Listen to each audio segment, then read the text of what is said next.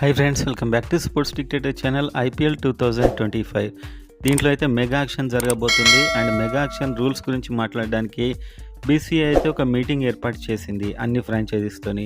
So ఈ మీటింగ్లో చాలా గొడవలు జరిగాయి, చాలామంది రకరకాల వాదనలు వినిపించారు. ఫైనల్గా ఒక రూల్ అయితే తెర మీదకి వచ్చింది.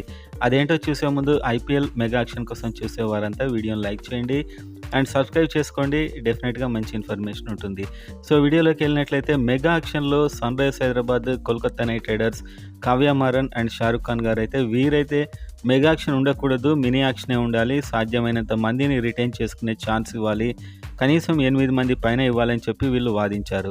కానీ వీళ్ళతో కొందరు ఫ్రాంచైజీలు వ్యతిరేకించారు. అండ్ అదేవిధంగా కావ్య మారన్ అయితే ఖచ్చితంగా ఓవర్సీస్ ప్లేయర్స్ అంటే విదేశీ ప్లేయర్ల సంఖ్య పెంచాలి అని అడిగారు.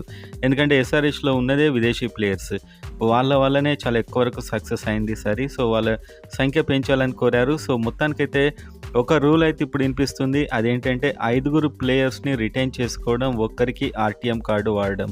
అండ్ రిటైన్ చేసుకునే 5 ప్లేయర్స్లో కూడా 3 క్యాప్డ్ ఇండియన్ ప్లేయర్స్ అండ్ ఒక ఓవర్సీస్ ప్లేయర్, ఒక uncap player. So uncap player కింద అయితే నేను అనుకోవడం నితీష్ కుమార్ రెడ్డి, ఇతడు సెలెక్ట్ అయ్యాడు కానీ మ్యాచ్ అయితే ఆడలేదు కాబట్టి సో ఇతడు అన్క్యాప్ ప్లేయర్ కింద రిటైన్ కావచ్చు. అండ్ అదేవిధంగా ఓవర్సీస్ ప్లేయర్స్లో అయితే Pat Cummins and Travis head and Heinrich Klaasen, వీళ్ళలో ఎవరిని ఫస్ట్ రిటైన్ చేసుకుంటారు అనేది చాలా ఇంట్రెస్టింగ్. మీరైతే కామెంట్ చేయండి ఎవరిని చేసుకుంటే బెస్ట్ అనేటువంటిది.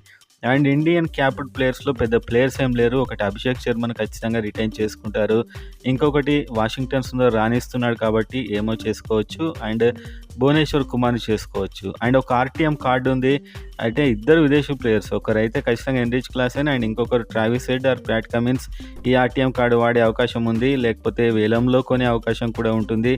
సో మొత్తానికైతే ఈ విధానం ప్రకారం 6 ఎవరు వస్తే బాగుంటుందో మీరు కామెంట్ చేయండి. 5 ఏమో రిటెన్షన్, 1 ఆర్టీఎం. రిటెన్షన్లో కూడా 3 క్యాప్డ్, 1 అన్క్యాప్డ్, 1 ఓవర్సీస్. సో ఈ విధంగా అయితే ఈ డిస్కషన్ అయినట్టు సమాచారం.